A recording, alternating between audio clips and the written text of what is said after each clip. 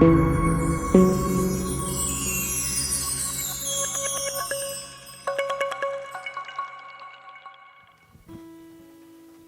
à Dieu. Amen. Amen. Est-ce que vous êtes heureux ce soir? Vous êtes heureux d'être là? Je crois qu'il y a quelque chose qui va se passer encore ce soir, puisque lorsque la parole de Dieu elle est annoncée, peu importe qu'il annonce, quel prédicateur, peu importe l'onction qu'il a sur lui, que ce soit une onction d'évangéliste, de pasteur, d'enseignant, ou peu importe l'onction qu'il a reçue, que ce soit une onction pour la délivrance, pour la guérison extérieure ou intérieure, chaque fois que la parole de Dieu elle est proclamée, il y a transfert. Vous savez ce que c'est qu'un transfert? En fait, c'est qu'il y a un déplacement de puissance. Chaque fois que Jésus venait et qu'il y avait l'esprit religieux qui était là, et puis qu'il voulait enseigner quelque chose, il arrivait, et puis Jésus parlait. Pourtant, les pharisiens parlaient, les scribes parlaient, il y avait des hommes de la loi qui parlaient, mais lorsque Jésus parlait, il y avait transfert. Il y avait quelque chose qui se passait dans le cœur des gens, dans la tête des gens, qui faisait que le message de Jésus était plus audible que les autres. Est-ce que vous comprenez ce que je veux dire? Et ce soir, on va aborder un thème qui est un peu compliqué, j'aurais besoin que vous soyez avec moi. Mais c'est un thème qui a toute son importance et qui a toute sa réflexion. Et je ne sais pas si vous êtes d'accord avec moi, mais on vit dans une société très difficile. Les choses changent, les choses évoluent, de plus en plus difficiles, de moins en moins de contacts, de moins en moins de relations. Ça devient de plus en plus individualiste. Les gens vivent pour eux, pour leur famille, pour leurs intérêts, pour leur travail, pour ceux qui les concernent. Et puis, l'évangile a été annoncé déjà pour la première fois il y a combien? Vous êtes avec moi? 2000 ans? Et la question que je voudrais vous poser ce soir, qui est une question importante, on va y réfléchir ensemble. Peut-on être chrétien encore aujourd'hui? Est-ce qu'au XXIe siècle, dans le siècle dans lequel on vit aujourd'hui, est-ce que l'on peut encore être chrétien?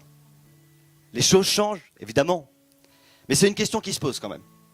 C'est une question qui se pose, tout dépend de ce que l'on considère comme être un chrétien ou pas.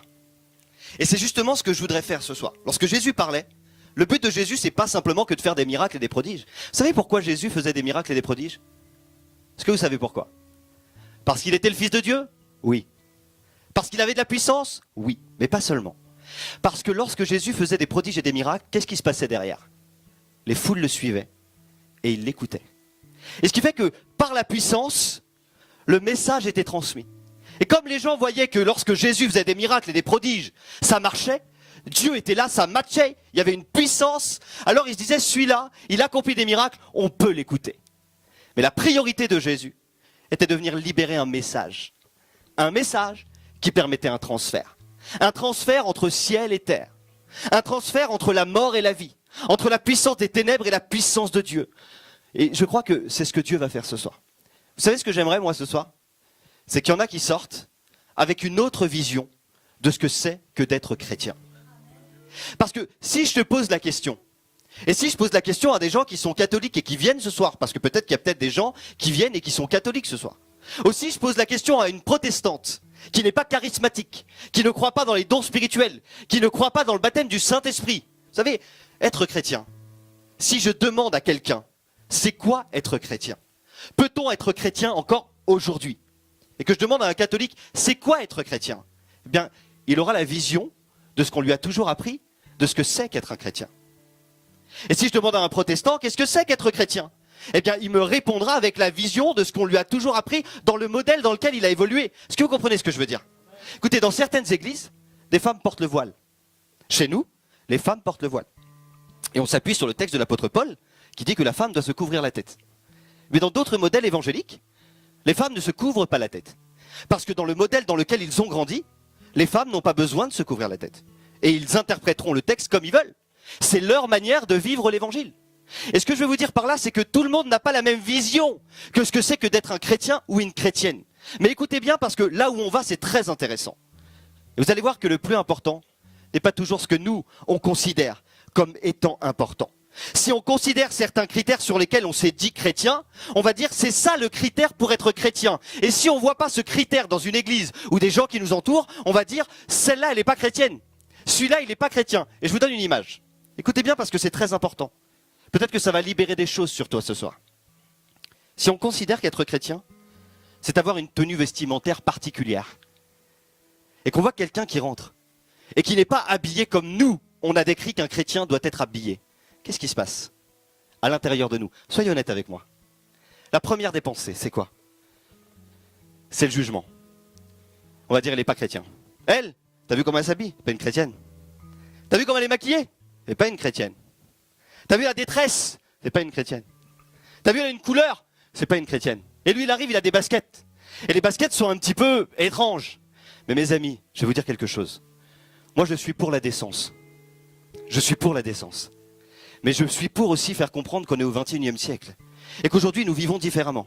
Et que si être chrétien, c'est juste une boîte dans laquelle on met quelqu'un avec une tenue vestimentaire, avec un critère, quelqu'un qui utilise un réseau ou pas, un téléphone ou pas, un ordinateur ou pas, qui travaille dans un certain travail ou pas. Et si vous voulez, si on enferme la vie chrétienne dans une boîte comme ça, eh bien au XXIe siècle, on ne peut pas être chrétien. Vous m'entendez? Il n'y a pas beaucoup d'amen, mais je vous assure que c'est vrai. Si être chrétien, c'est être enfermé dans une boîte selon les critères de ce que nous, on décrit comme étant chrétien, alors les portes de nos églises vont se fermer demain. Croyez-moi ce que je vous dis. Parce que les gens qui vont rentrer se demanderont, mais qu'est-ce que c'est que ce jugement qui vient sur moi? Et je vais vous dire quelque chose d'autre. Vous savez qu'aujourd'hui, il y a 53% des Français qui ne mangent plus ensemble à table plus de 30 minutes par jour. Vous savez ce que c'est qu'un repas en famille? Est-ce que c'est important pour vous un repas en famille? Dites oui avec la tête ou non, si vous voulez.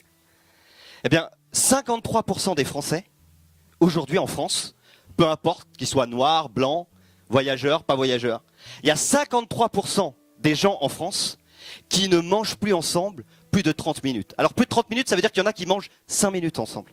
Par jour, 10 minutes. Ils n'arrivent même pas à être à 4 autour d'une table. C'est comme si que ma femme et mes enfants, on n'arrivait pas à être autour d'une table plus de 30 minutes ensemble, 15 minutes ensemble, une fois par jour. Le monde change. Et si vous lisez la Bible, écoutez ce qu'il est dit. Le même jour, c'est dans Luc 24, 13, 2 de ses disciples se rendaient au village nommé Emmaüs à une douzaine de kilomètres de Jérusalem. Et pendant qu'ils échangeaient ensemble, ils échangeaient sur leurs propos et leurs réflexions. Et puis Jésus va s'approcher, c'est après la résurrection. Écoutez bien, les choses changent. À un moment donné, leurs yeux étaient incapables de reconnaître Jésus.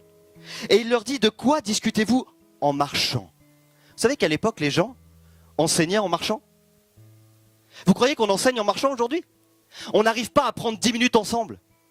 Les gens courent partout, ils se lèvent le matin, ils vont travailler, ils rentrent le soir. Les choses changent. Et si être chrétien, c'est un format, si être chrétien, c'est un carré, et qu'on devrait faire comme il y a 2000 ans, comme c'est écrit là-dessus, ce serait impossible d'être chrétien encore aujourd'hui. C'est pas ce qui est important. Et on va le voir, vous allez comprendre pourquoi je vous dis tout ça. Vous êtes avec moi? Les choses ont changé. Si on regarde un petit peu les lieux favoris où se trouvait Jésus à l'époque, vous savez où Jésus enseignait? On est dans quoi ce soir? Dans un théâtre. Est-ce que vous croyez que Jésus enseignait dans un théâtre? Absolument pas. Et vous savez pourquoi? Parce que si on devait prendre le modèle décrit dans les Écritures, la Bible dit que Jésus enseignait autour d'un lac, Luc 5. Un jour, alors que Jésus se tenait sur les bords du lac de Génézareth et que la foule se pressait autour de lui, ils vinrent écouter la parole de Dieu.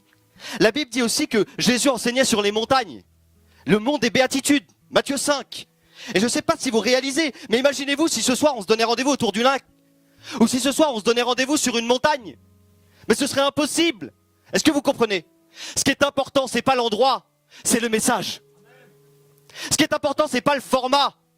Ce qui est important, c'est ce qui sort du format. Et j'aimerais que vous compreniez ça pour sortir libre ce soir, de peut-être quelque chose qui pèse sur vous depuis trop longtemps. Si être chrétien se cantonne uniquement à une tenue vestimentaire, si être chrétien, c'est être moderne ou traditionnel, peu importe ce que tu es, être chrétien, c'est pas ce qui apparaît à l'extérieur. Être chrétien, c'est ce qu'il y a à l'intérieur. Et je peux vous assurer que quand on comprend ça, on est libéré. Il y a un poids qui quitte, il y a un poids qui part. Il y a une espèce de culpabilité religieuse, on va en parler. Et si vous êtes encore avec moi, vous allez comprendre qu'au temps de Jésus, les choses étaient différentes. Aujourd'hui, on va diviser la salle en deux. Il y en a qui disent, il a un micro. Pourtant, elle est petite la salle. Il se prend pour un présentateur télé. Je vous assure. Il y en a qui disent, regarde, il en fait trop. Il a un micro, il met des ambiances, mais il en fait trop. Et puis il y a une autre partie qui dira, mais s'il n'a pas de micro, il n'est pas ancien. On n'est plus au XVIIIe siècle. Vous voyez, les choses extérieures, elles divisent les hommes et les femmes. Elle a divisé les milieux chrétiens. Elle a divisé les idées. Mais en fait, c'est pas ça qui est important pour Jésus, parce que Jésus a dit, allez par tout le monde, prêchez la bonne nouvelle à toute création. Et vous savez quoi? Que vous ayez un micro ou pas, Jésus s'en fiche. Ce qui est important, c'est que le message soit annoncé. Alors ils vont dire, oui, mais il faut pas qu'on se serve de ça. Il faut pas qu'on fasse ça. WhatsApp, tu t'imagines, c'est grave, c'est mondain. Mais moi, je te dirais que le plus important, c'est de communiquer. Peu importe comment tu communiques. Peu importe comment tu échanges. Dieu veut que tu communiques. Dieu veut que tu échanges. Les modèles ont changé. On est au 21e siècle. Mais si jamais on prend les modèles de l'époque et qu'il fallait s'y calquer, ce serait impossible. C'est pour ça que je vais vous faire comprendre ça ce soir. Parfois, on a des idées qui proviennent de la religion. Parfois, on a des idées qui proviennent de la culture évangélique dans laquelle on a grandi. Mais ce ne sont pas les idées de Dieu. Est-ce que vous êtes d'accord avec moi? Est-ce que vous êtes d'accord avec moi? Et je crois que c'est ça qui est important. La Bible dit que Jésus, parfois, il était avec des sandales. Jésus, il avait une toge. Vous vous rappelez de Jean le Baptiste? Qu'est-ce qu'il avait, Jean le Baptiste? Un vêtement en poil de chameau. Et il mangeait quoi? Des sauterelles et du miel sauvage. Ben, je vais vous dire honnêtement, si pour être chrétien, il faut manger des sauterelles, ben, je préfère être musulman. Il y a un problème. Est-ce que vous comprenez? C'est une blague que je fais. Mais évidemment que ce n'est pas parce que Jean le Baptiste mangeait des sauterelles qu'aujourd'hui il faut manger des sauterelles. Et je pense qu'il faut juste comprendre que le principal n'est pas l'apparence extérieure, mais que les choses évoluent de génération en génération. Et que si l'évangile est venu jusqu'à aujourd'hui, c'est parce qu'il a traversé les modes, il a traversé les cultures, il a traversé les générations. Et je voudrais vous poser une question. Est-ce que vous savez pourquoi, dans les églises aujourd'hui, et dans énormément d'églises aujourd'hui, un nombre de croyants, un nombre de chrétiens incalculable est sous le poids de la peine, de la culpabilité? On regarde les gens et puis ils n'éprouvent pratiquement plus de joie. Enfin, je ne sais pas, à moins que je sois tout seul à voir ça. Mais vous avez remarqué dans beaucoup d'églises comment les gens sont tristes? Je ne sais pas si vous le voyez, mais moi je le vois. Et vous savez pourquoi ils sont tristes? Parce qu'il semblerait qu'ils sont privés de liberté. Et d'ailleurs, la première des choses qu'un inconverti va dire, que quelqu'un qui n'est pas chrétien va dire sur un chrétien, c'est « pour être comme ça ». Mais moi je veux pas, ça m'intéresse pas. Est-ce que vous êtes d'accord avec moi? Et vous savez pourquoi? Parce qu'on donne une image de la vie chrétienne. On donne une image du chrétien qui n'est pas la réalité selon Dieu, mais qui est la réalité selon l'éducation spirituelle que l'on a reçue. Et je crois qu'il faut revenir à l'essentiel, parce que n'oubliez pas pourquoi Jésus est venu dans le monde. Jésus n'a pas évité le monde. Jésus est venu dans le monde. Et lorsqu'on retrouve Jésus, vous croyez quoi? Qu'il est dans une synagogue? Vous croyez quoi? Qu'il est en train de prêcher à des juifs uniquement? Eh bien on retrouve Jésus avec des voleurs, des brigands, des gens de mauvaise vie. Et Jésus aurait pu dire, mais attends, t'imagines, là c'est pas sain ça. Et les gens l'ont dit, mais t'es pas au bon endroit, tu comprends pas. L'extérieur, l'extérieur. Et je sais pas si vous vous rappelez, mais à un moment donné, Jésus arrive, il arrive au temple. Et puis quand il arrive au temple, il y a des tables qui sont là. Et puis ils vendent des animaux pour le sacrifice. Et Jésus arrive, il prend la table et il la renverse. Vous savez pourquoi? Parce qu'ils avaient pris des habitudes religieuses. Ils étaient cloués par des habitudes religieuses. Et Jésus, il prend la table et il la renverse. Et vous savez ce qu'il fait? Il dit, tu vois ce qui te liait à la table? Eh bien moi, je la renverse. Et aujourd'hui, entre toi et moi, il n'y a plus de séparation. Peut-être que tu es venu ce soir, tu n'es pas chrétien. Et tu dis, moi, je ne peux pas être chrétien. Parce que l'image de ce que j'ai dans ma tête d'être chrétien, c'est d'être super spirituel. C'est d'avoir des ailes dans le dos. C'est de ne pas faire d'erreur. Écoute, un chrétien, c'est un homme et c'est une femme qui a décidé de rentrer de nouveau en relation avec Dieu. C'est tout. Il n'est pas parfait, mais il vise la perfection. Et je crois que ce soir, c'est ça que nous devons comprendre. Comment expliquer ce poids qui pèse aujourd'hui sur l'Église? Eh bien, vous savez quoi?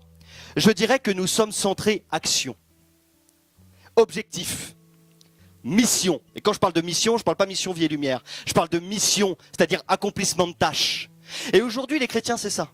Croyez-moi, la vision que l'on a du chrétien, c'est, eh bien, je suis exigeant avec moi-même et je suis exigeant avec les autres. Il faut que je fasse pour être approuvé de Dieu. Alors quand on ne fait pas, qu'est-ce qui se passe? Eh bien, on ne se sent pas bien.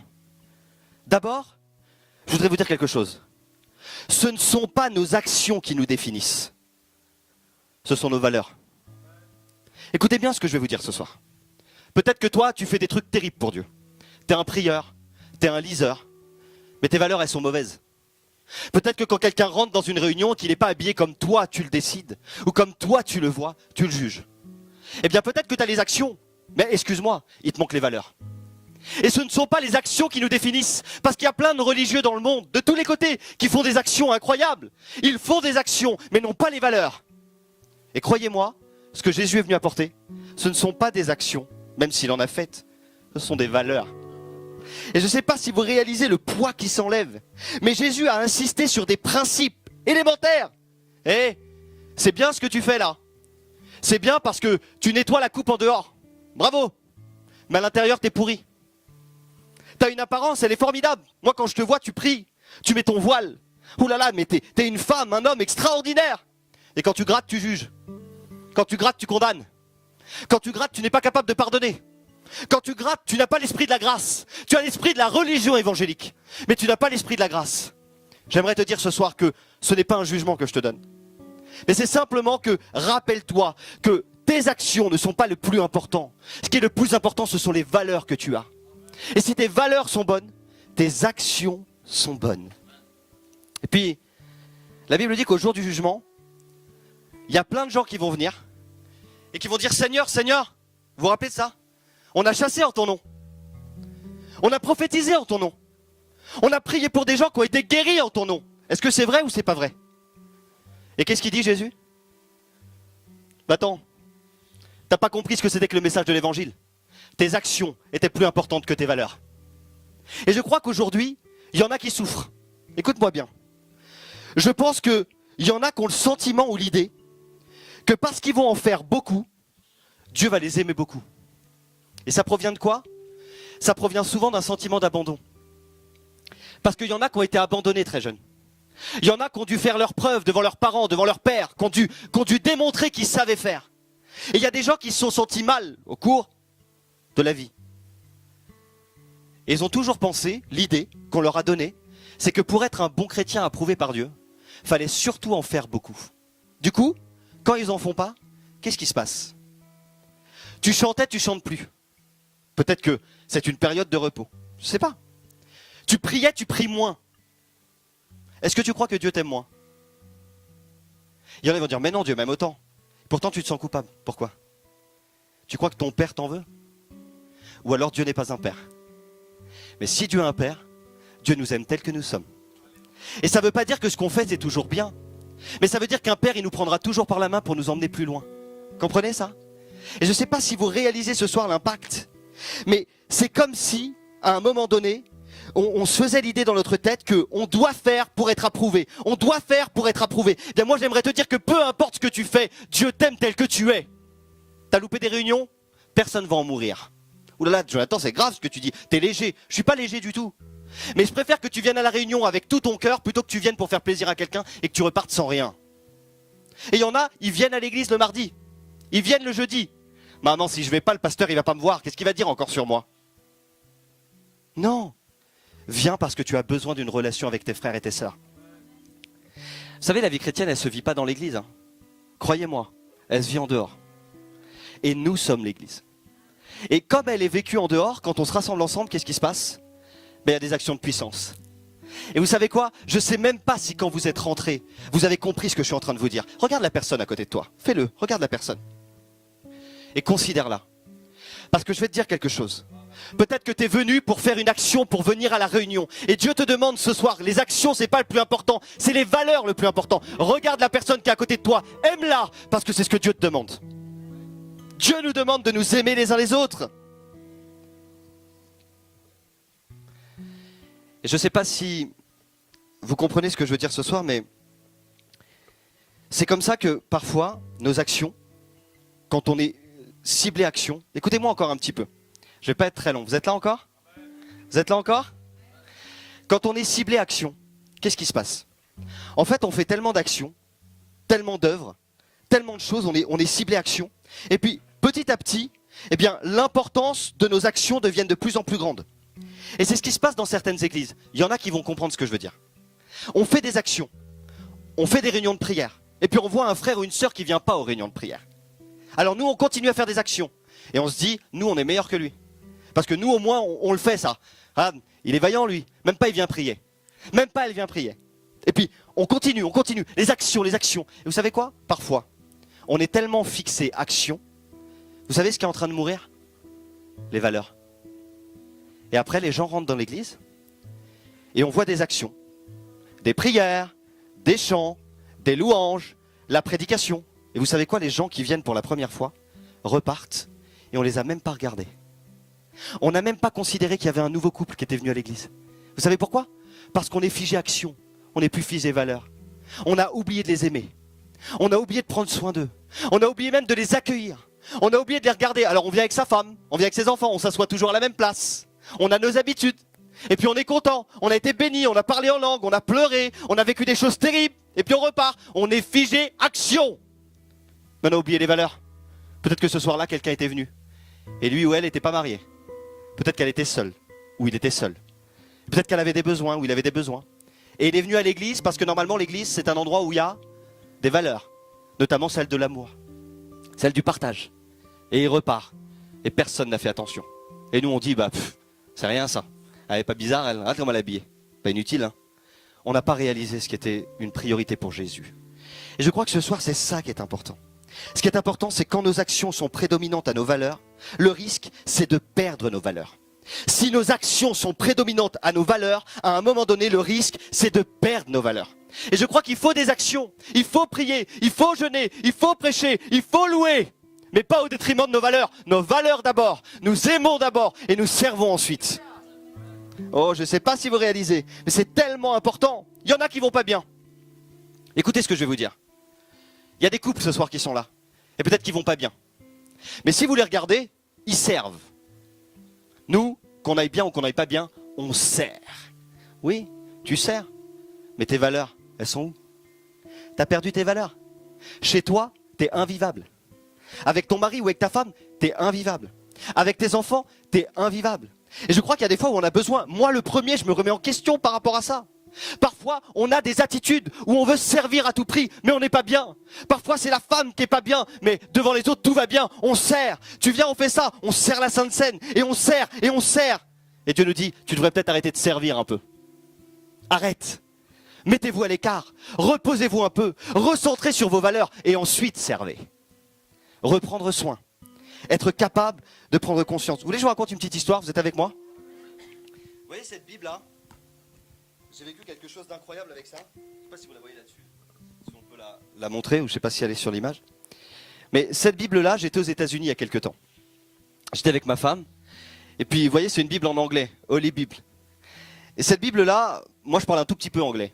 Puis on était aux États-Unis et puis on était parti pour un séminaire avec ma femme pour simplement s'édifier en Dieu. Et puis, voilà, on était ensemble, on passait des temps ensemble. C'était des temps d'adoration. Et puis, les pasteurs qui étaient avec nous, ils nous ont dit, vous allez prendre des temps avec Dieu. Alors nous, on était au Colorado. Alors on tombait mort, c'était merveilleux. On était au Colorado et on passait des temps avec Dieu. Et l'après-midi, on avait champ libre. Le matin, on travaillait, on priait, on était en train de recentrer sur nous, sur l'appel que Dieu nous avait confié. On réfléchissait. Dieu était en train de nous parler de manière incroyable. Et puis on était au Colorado. Et qu'est-ce qu'on fait? On dit avec ma femme, écoute, on a des temps avec Dieu. On devait passer, en fait, 30 minutes, puis 45 minutes, puis 60 minutes sans parler, à écouter Dieu. Je ne sais pas si vous avez déjà fait ça. Je peux vous dire que c'est incroyable. Tu parles pas. Vous me faites peur. Ça arrive de ne pas parler quand même, c'est pas très grave. Tu parles pas. Tu parles pas pendant 30 minutes. Plus dur pour les femmes que pour les hommes. Je plaisante. Tu parles pas pendant 45 minutes. Tu parles pas pendant 60 minutes. Et puis à ce moment-là, avec Nadia, on part. Et puis on rentre dans une braderie. Une braderie aux États-Unis, au Colorado. Et quand on rentre dans la braderie, qu'est-ce que vous trouvez dans une braderie? Des chaussures, je sais pas moi, des affaires, des casquettes. Vous trouvez des tasses. Et puis d'un seul coup, je regarde au fond de la braderie, aux États-Unis, au Colorado, sur le côté comme ça, il y avait des articles chrétiens de tous les côtés. Je dis, Nadia, on est dans une braderie. On aurait dit une maison de la Bible. J'étais choqué. Et là, qu'est-ce que je vois? C'était le moment où je ne devais pas parler. 60 minutes ou 45 minutes, je ne me rappelle plus, d'écoute. Où je ne devais pas parler. Et on avait fait ça. On avait marché. Moi, j'étais dans la réflexion avec Dieu. Et puis, on a marché, mais on est rentré dans une braderie. On peut écouter Dieu dans une braderie, je vous assure. On peut écouter Dieu n'importe où. Lorsque notre oreille est attentive, Dieu nous parle. Et je suis rentré, j'ai regardé, il n'y en avait qu'une. Écoutez bien, parce qu'il n'y en avait qu'une. Et je l'ai trouvée, et dessus, alors je sais lire un tout petit peu anglais, il est marqué free, gratuit. Alors moi, je la prends, et je vais voir la dame, et je dis, madame, est-ce que cette Bible, elle coûte combien? J'ai vu qu'il y a marqué free dessus, mais je voudrais qu'elle me le dise, elle. Elle me dit, c'est gratuit. Et comme je ne voulais pas la prendre à quelqu'un, que je voulais vraiment qu'elle me revienne à moi, j'ai dit, Seigneur, ce que je vais faire, c'est que je vais l'ouvrir, et je vais regarder si je la comprends. Et quand je l'ai ouverte, écoutez bien ce qu'il est dit. J'ouvre la Bible, mais comme ça, au hasard. Si on peut dire au hasard. Dieu avait la main derrière. Et quand j'ai ouvert, écoutez, j'ai été choqué. J'ouvre la Bible. Et quand j'ouvre la Bible, dans le texte de Luc, c'est ici, vous ne pouvez pas le voir ici. Mais mes yeux, ils se portent là. Et je demandais à Dieu, Seigneur, c'est quoi ton message? Et le Seigneur me dit, quand tu vas rentrer en France, je vais te donner un nouveau commandement. Tu es pasteur depuis très longtemps. Mais tu vas apprendre encore à penser différemment.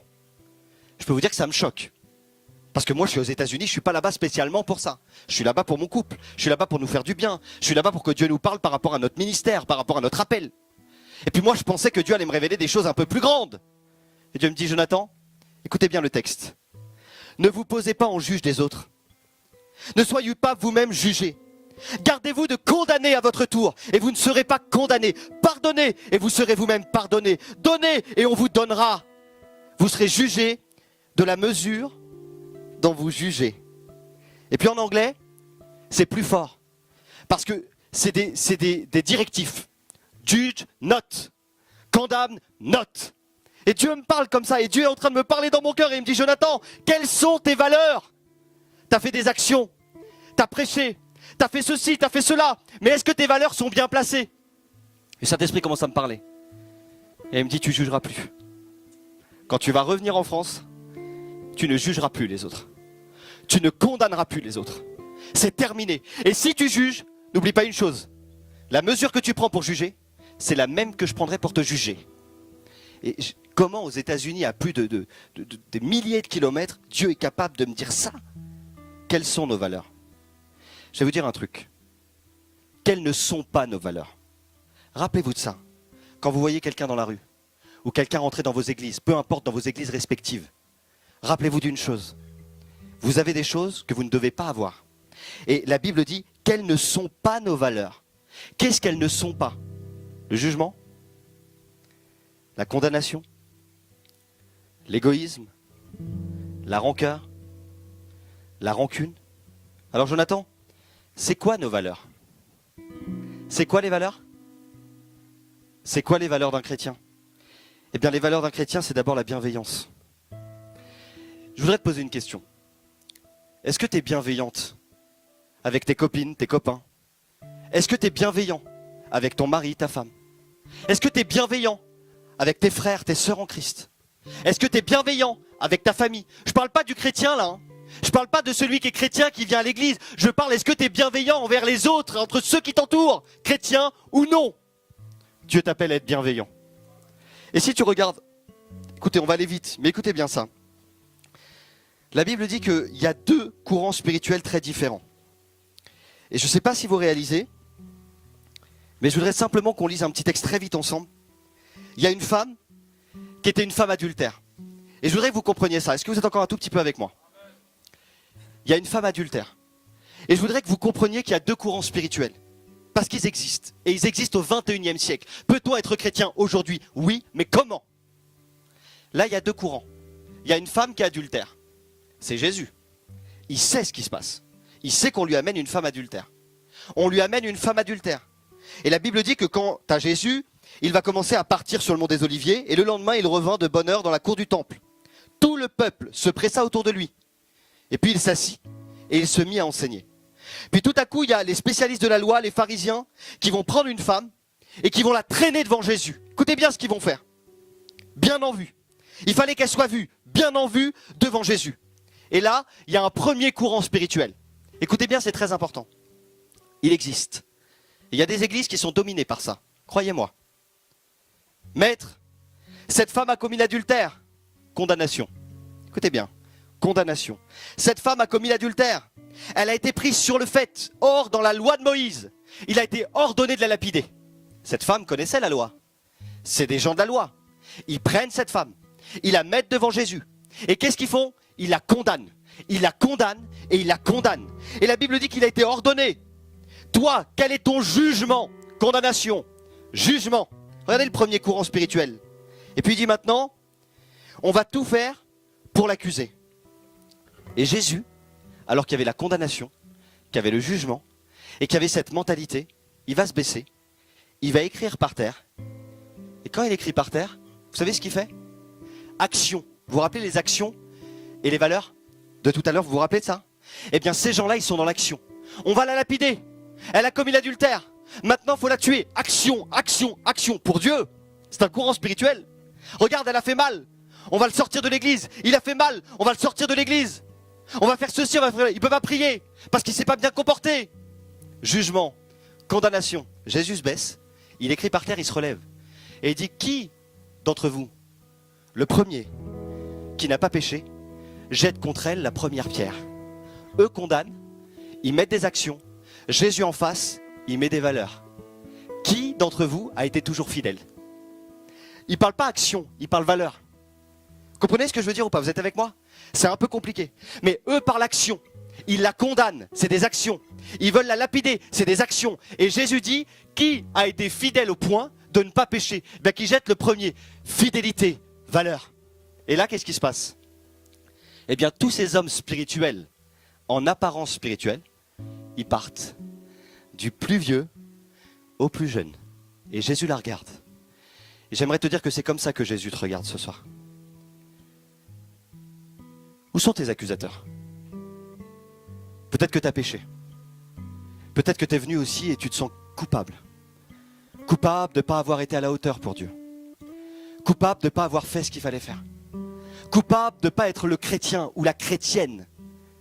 Peut-être que tu te dis même, moi je ne suis pas un chrétien, je ne suis pas une chrétienne. Parce que j'arrive pas à tenir. Parce que dans ta tête, tu as la vision de ce qu'est un chrétien et une chrétienne, et c'est pas la bonne. Un chrétien et une chrétienne, c'est quelqu'un de très faible, qui a un Dieu très fort. C'est quelqu'un de très faible qui a un Dieu très fort. C'est quelqu'un qui tombe parfois. Et je vais aller plus loin. Mais Jonathan, t'es fou. C'est parfois quelqu'un qui pêche. Ça arrive. Que des chrétiens dans des églises pêchent. Et nous on dit, mais un chrétien, il pêche pas. C'est pas vrai. Il y a des chrétiens qui pêchent encore. Il y a des chrétiens qui sont encore tenus par la dépression. Tu as des chrétiens qui sont encore fatigués. Tu as des chrétiens qui ont des anciens problèmes qui n'ont pas été réglés. Des obsessions, des oppressions. Tu as des chrétiens qui sont tenus par des addictions. Et je ne rentrerai pas dans les détails. Mais vous savez de quoi je parle. Il y a des gens qui ont besoin de libération. Et pas simplement à coup d'imposition des mains. Mais aussi en prise de décision. Je veux retrouver mes valeurs. Je veux retrouver mes valeurs. Ce qui me définit, ce ne sont pas mes actions, ce sont mes valeurs. Je veux retrouver mes valeurs. Jésus la regarde et il dit, où sont tes accusateurs? Et là, elle regarde, il n'y a plus personne. Il la regarde. Et vous savez quoi? Jésus parle à une femme adultère. Donc c'est une femme qui devait être mal habillée. Une femme qui devait être maquillée, certainement. Une femme qui devait être dans sa tenue horrible. C'était une femme de mauvaise vie. Jésus la regarde. Et quand il la regarde, il dit, où sont tes accusateurs? Moi non plus, je t'accuse pas. Et vous savez ce qu'il lui dit? Maintenant, tu vas rentrer chez toi, tu vas changer de vêtements. Non. Tu vas te démaquiller, tu vas te coiffer bien comme il faut. Non. Va et ne pêche plus. Et vous savez quoi? Des fois, on met des poids sur nous. Des poids dits spirituels, qui n'en sont pas.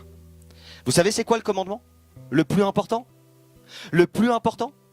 Le commandement le plus grand? Et lorsque les pharisiens, lorsque les hommes sont là et qui vont aller vers Jésus, on va terminer. Je ne vais pas faire les autres points parce qu'on n'aura pas le temps. Mais ce que je vais vous dire, c'est ça. À un moment donné, il y a des hommes qui viennent. Et ils veulent prendre à part Jésus. Et ils veulent mettre un poids immense. C'est un docteur de la loi. C'est des docteurs. C'est des hommes influents qui connaissent la Bible, qui connaissent la parole. Et ils viennent vers Jésus. Et vous savez quoi? Qu'est-ce qu'ils font? Jésus, dis-nous, c'est quoi le plus grand commandement? Là, ils veulent le paralyser. Ils veulent s'en servir pour le faire tomber. Et vous savez ce que répond Jésus? C'est quoi le plus grand commandement? Allez-y, n'ayez pas peur. Oui, tu aimeras l'Éternel ton Dieu de tout ton cœur, de toute ta force, de toute ta pensée. Et je crois qu'il aurait pu s'arrêter là. Et vous savez ce qu'il va faire? Un docteur de la loi qui connaissait les 632 commandements, les pasteurs savent ça. Il va le regarder, il va dire, et il y en a un autre que tu ne peux pas détacher de celui-là. T'aimes l'Éternel? Tu aimes l'Éternel de tout ton cœur, de toute ta force, de toute ta pensée, de toute ton âme? Eh bien, il y a un commandement qui est rattaché à celui-ci et tu ne peux pas l'effacer. Valeur, valeur, valeur. Tu aimeras ton prochain comme toi-même.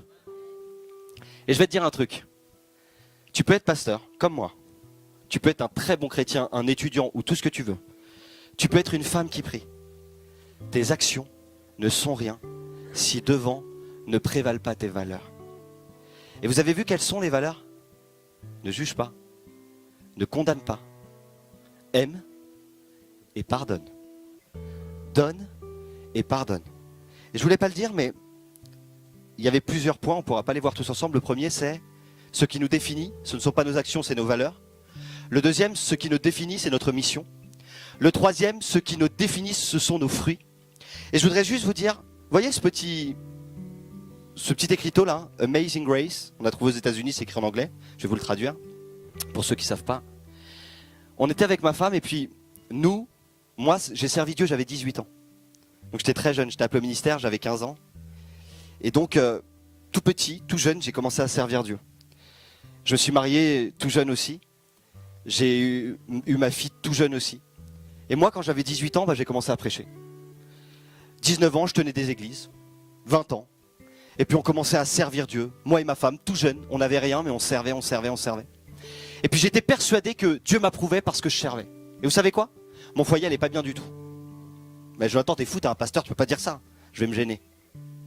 J'allais pas bien. Ma femme allait pas bien. Vous savez pourquoi? On n'avait pas d'argent. Et personne ne nous aidait. C'était normal parce que quand on sert, il faut souffrir. C'est la vision qu'on a du service. Elle n'est pas toujours vraie. Je pense que parfois, il faut souffrir. Mais il ne faut pas toujours souffrir. Parce que derrière la crucifixion vient la résurrection. Et moi, j'étais persuadé que tout allait bien.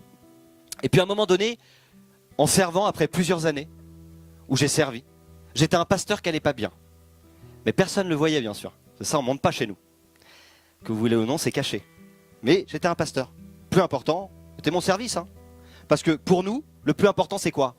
Le service. Ensuite, ta relation avec Dieu. Et ensuite, en dernier, ta femme et tes enfants. Et s'ils ne sont pas contents, ils suivent. Parce que le plus important, c'est le service. Ça, c'est ce que je croyais avant. Eh bien, aujourd'hui, j'ai pensé différemment. La première des choses, c'est ma relation avec Dieu. Parce qu'avant d'être un pasteur, je suis un chrétien. Et si ma relation avec Dieu n'est pas bonne, la relation dans mon service ne sera pas bonne. Et c'est pourquoi maintenant, je privilégie plus mon service. Je privilégie ma relation avec Dieu. Et si mon service empiète sur ma relation avec Dieu, je sers moins pour être davantage en relation avec lui. Ensuite, c'est pas mon service, c'est mon couple. Parce que si j'ai plus de femme, j'ai plus de service. Alors c'est d'abord ma relation avec Dieu. Ensuite, c'est mon couple. Et ensuite, c'est mon service. Et croyez-moi, Dieu est d'accord avec ça. Croyez-moi, Dieu prend soin des autres. Et Dieu n'est pas un tyran qui tire sur tout le monde et qui dans son ciel est en train d'utiliser les hommes et les femmes. Dieu est un Père tendre qui prend soin de nous. Et je termine en vous disant ça, parce qu'il y en a peut-être ce soir qui vont prendre soin d'eux et retrouver des valeurs. Amazing Grace. On avait un verset avec ma femme. Quelque temps après, lorsque ça allait mal, j'ai décidé avec ma femme d'aller dans un séminaire. C'était René Zanellato, pour ceux qui connaissent, qui prêchait.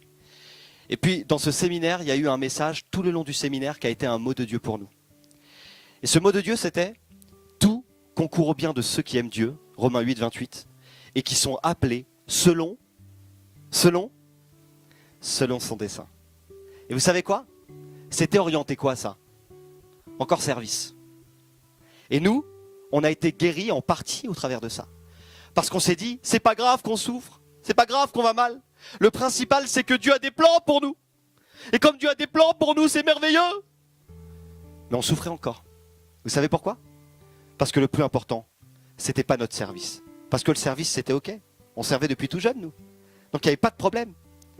Et puis en allant aux États-Unis cette année, Dieu nous a encore parlé. Vous allez dire, c'est dur quand même, tu prêches depuis longtemps, toi. Mais on n'est pas parfait, croyez-moi. On est des chrétiens avant d'être des pasteurs. Et puis tant pis, s'il y en a qui sont parfaits, tant mieux pour eux. Moi, je ne suis pas parfait du tout. Et je peux vous assurer que je me remets en question. Et si moi, je me remets en question, je peux t'assurer que tu peux te remettre en question aussi. Crois-moi. Et quand on est arrivé là-bas, c'était encore dans un temps avec Dieu. Mais ça, c'était ma femme. Et on était dans un temps avec Dieu, on devait écouter la voix de Dieu. Et Nadia, elle disait toujours, mais moi, c'est quand même incroyable, j'arrive pas à déceler ce que Dieu me dit. Et puis, une femme est toujours un peu plus sensible que les hommes. Enfin, je crois. En tout cas, parfois, les femmes sont très sensibles. Et puis Nadia, elle se posait vraiment la question. Et elle se disait, mais pourquoi j'arrive pas à avoir un mot de Dieu? Je sais pas du tout ce que Dieu veut me dire, mais Dieu est en train de lui parler. Et puis on rentre encore dans une braderie. Et les braderies, je sais pas moi ce que c'est des maisons de la Bible aux États-Unis. C'est incroyable, ils sont tous chrétiens. Ils vous croisent dans la rue, ils vont dire, salut, bonne journée, passe une super bonne journée. C'est même pas qui c'est. Ils ont une joie incroyable, parce que beaucoup sont chrétiens. Et puis quand on est rentré dans cette braderie, nous on pensait plus à l'ancien texte qui était ce que tu fais c'est le plus important. Dieu va bénir tes projets, etc. Action, action, action. Là, Dieu est en train de nous parler valeurs.